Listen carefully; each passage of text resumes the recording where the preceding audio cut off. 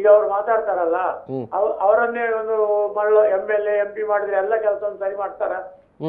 ಹೇಳಿ, ಅವ್ರ ಹತ್ರ ಕೇಳಿ. ಎಲ್ಲ ಮಾತಾಡ್ತಾರಲ್ಲ, ಹಾಗೆ ಮಾಡ್ಬೇಕು ಹೀಗೆ ಮಾಡ್ಬೇಕು, ಆಗ್ತದ? ಈ ಕೋವಿಡ್ ಸಂದರ್ಭದಲ್ಲಿ ಆಗ್ತದ? ಎಲ್ಲರಿಗೂ ಇಲ್ಲಿ ಭಾರತ ಜನಸಂಖ್ಯೆ 138 ಕೋಟಿ ಜನ ಇದ್ದಾರೆ, ಅವರನ್ನು ಸರಿ ಮಾಡ್ತೀರಾ? ನೀವೆಲ್ಲ ಸರಿ ಮಾಡ್ಲಿ ಅಲ್ಲ? ಮಾತಾಡಿ, ನಾನು ಮಾತಾಡ್ತೇನೆ, ನನ್ನದಕ್ಕೆ ಉತ್ತರ ಕೊಡಿ ನೀವು. ಈಗ ನಿಮ್ಮನ್ನೇ MLA ಮಾಡು, ನಿಮ್ಮನ್ನೊಂದು ಇನ್ಚಾರ್ಜ್ ಮಾಡು, ಎಲ್ಲ ಸರಿ ಮಾಡ್ಕೊಳ್ಬೇಕು. ಅದು ಹಾಗೆ ಆಯ್ತು ಹೀಗಾಯ್ತು ಅದು ಯಾಕೆ ಇದ್ಯಾಕೆ ಕೇಳ್ಬಾರ್ದು. ಆಗ್ಬೋದಾ? ಮಾಡುವ ನಿಮ್ಮನ್ನು.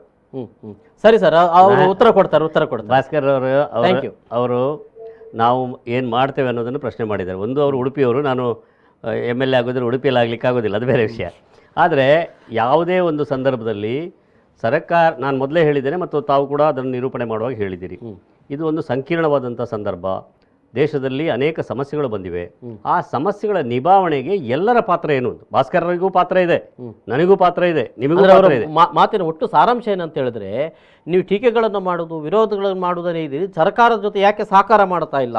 ಅದನ್ನೇ ಕೇಳ್ತಾ ಇದ್ದೇನೆ. ಸ್ಟಾಲಿನ್ ತಮಿಳುನಾಡಿನಲ್ಲಿ ಎಲ್ಲರನ್ನು ಕರೆದು ಒಂದು ಟಾಸ್ಕ್ ಫೋರ್ಸ್ ಮಾಡಿದ್ರು, ಎಲ್ಲ ವಿರೋಧ ಪಕ್ಷದವರು ಸೇರಿಸಿ ಒಂದು ಕಮಿಟಿ ಮಾಡಿ ಹೇಗೆ ಮಾಡ್ಬೋದು ಅಂತ ಹೇಳುವಂಥ ಒಂದು ವಿಶ್ವಾಸಕ್ಕೆ ತಗೊಂಡ್ರು. ಇಲ್ಲಿ ಉತ್ತರ ಪ್ರದೇಶದಲ್ಲಿ ನೋಡಿದ್ದೀರಿ, ಬೇರೆ ಬೇರೆ ಕಡೆ ನೋಡಿದ್ದೀರಿ, ಪ್ರಶ್ನಿಸಿದವರನ್ನು ಜೈಲಿಗೆ ತಳ್ಳುತ್ತಾ ಇದ್ದಾರೆ. ಇದು ಹೀಗಲ್ಲ ಹಾಗೆ ಅಂತ ಹೇಳಿದರೆ ಜೈಲಿಗೆ ತಳ್ತಾರೆ. ರಸ್ತೆಯಲ್ಲಿ ಹೋದವರಿಗೆ ಅವನು ಯಾಕೆ ಹೋದ, ಯಾವ ಕಾರಣಕ್ಕೆ ಹೋದ ಅಂತ ನೋಡದೆ ಪೊಲೀಸ್ನವರು ಲಾಠಿ ಬೀಸ್ತಾರೆ. ಅದಾಗಬಾರ್ದು. ನಾವೆಲ್ಲ ಮಾಡ್ತೇವೆ ಅಂತ ನಾವೇನು ಹೇಳ್ಕೊಳ್ಳಿಲ್ಲ. ಸರ್ಕಾರದ ಒಳ್ಳೆ ಕೆಲಸಗಳಿಗೆ ಅವರು ಭಾಸ್ಕರ್ ಗಮನಿಸಿರ್ಬೋದು, ನಾನು ಯಾರ ಹೆಸರು ತೆಗಿಲಿಲ್ಲ. ನೀತಿ ನಿರ್ಣಯಗಳು ತಪ್ಪಾದಾಗ ಪ್ರಜಾಪ್ರಭುತ್ವ ವ್ಯವಸ್ಥೆಯಲ್ಲಿ ಕಟ್ಟಕಡೆ ವ್ಯಕ್ತಿಗೂ ಕೂಡ ಅದೇ ಹಕ್ಕಿದೆ.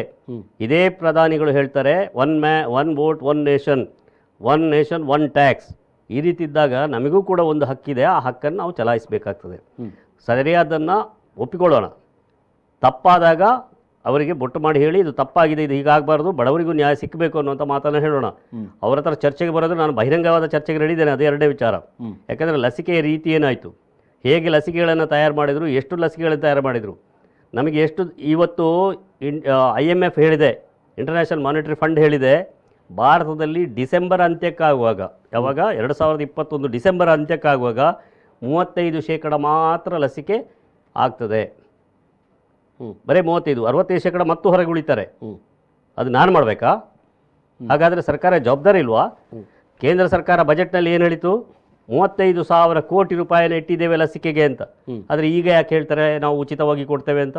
ಮೊನ್ನೆ ಭಾಷಣ ಮಾಡಿ 5 ಗಂಟೆ ಭಾಷಣ ಮಾಡಿದ್ರಲ್ಲ, ನಾವು ಉಚಿತವಾಗಿ ಕೊಡ್ತೇವೆ ಅಂತ. ಹಾಗಾದರೆ ಬಜೆಟ್ನಲ್ಲಿ ಫೆಬ್ರವರಿ ತಿಂಗಳಲ್ಲಿ 35,000 ಕೋಟಿ ರೂಪಾಯಿ ಇಟ್ಟರಲ್ಲ, ಈಗ ಅದನ್ನು ಉಚಿತವಾಗಿ ಕೊಡ್ತೇವೆ ಅಂತ ಹೇಳಿದ್ರಲ್ಲ, ಈ ಗ್ಯಾಪ್ ಮತ್ತು ಆ ದುಡ್ಡು ಸುಪ್ರೀಂ ಕೋರ್ಟ್ ಹೇಳದೇ ಇರ್ತಿದ್ರೆ ಉಚಿತ ಲಸಿಕೆ ವಿಚಾರ ಬರ್ತಾಯ್ತಾ?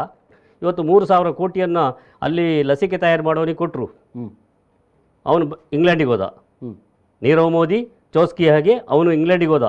ಇಂಗ್ಲೆಂಡ್ನಲ್ಲಿ 2,500 ಕೋಟಿ ಇನ್ವೆಸ್ಟ್ ಮಾಡಿ ಅಲ್ಲಿ ಲಸಿಕೆ ತಯಾರು ಮಾಡ್ತಾ ಇದ್ದಾರೆ. ಅವನು ಇಂಡಿಯಾದಲ್ಲಿ 100 ಕೋಟಿ ತಯಾರು ಮಾಡಿದನು, 100 ಕೋಟಿಯನ್ನು ವಿದೇಶಕ್ಕೆ ಕಳಿಸಬೇಕು ಶರ್ತದ ಪ್ರಕಾರ. ಹಾಗಾದರೆ ಭಾರತಕ್ಕೆ ಎಷ್ಟು ಸಿಗ್ತದೆ? ತಿಂಗಳಿಗೆ 7 ರಿಂದ 9 ಕೋಟಿ ಮಾತ್ರ ಲಸಿಕೆ ಸಿಗ್ತದೆ.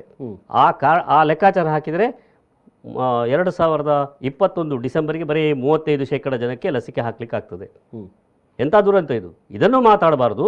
ನಾವು ಟೀಕೆ ಮಾಡೋರು ನೀವಾದರೆ ಮಾಡ್ತಿದ್ರ ಅಂತ ಕೇಳಿದರೆ ನಾವು ಅದಕ್ಕೆ ಉತ್ತರ ಕೊಡಲಿಕ್ಕೆ ಸಾಧ್ಯ ಇಲ್ಲ, ಭಗವಂತನಿಂದಲೂ ಸಾಧ್ಯ ಇಲ್ಲ. ಯಾಕಂದರೆ ಇವರು ದುಡ್ಡಿಟ್ಟುಕೊಂಡು, ಇಡೀ ಸರ್ಕಾರವನ್ನು ಇಟ್ಟುಕೊಂಡು, ರಾಜ್ಯ ಮತ್ತು ಕೇಂದ್ರ ಎರಡೂ ಆದರೆ ಡಬಲ್ ಪಂಪ್ ಅಂತ ಹೇಳಿದರು. ಇವತ್ತು ಡಬಲ್ ಪಂಪ್ ಹೇಗೆ ಕೆಲಸ ಮಾಡ್ತಿದೆ? ಕರ್ನಾಟಕದ ಪರಿಸ್ಥಿತಿ ಏನಾಗಿದೆ?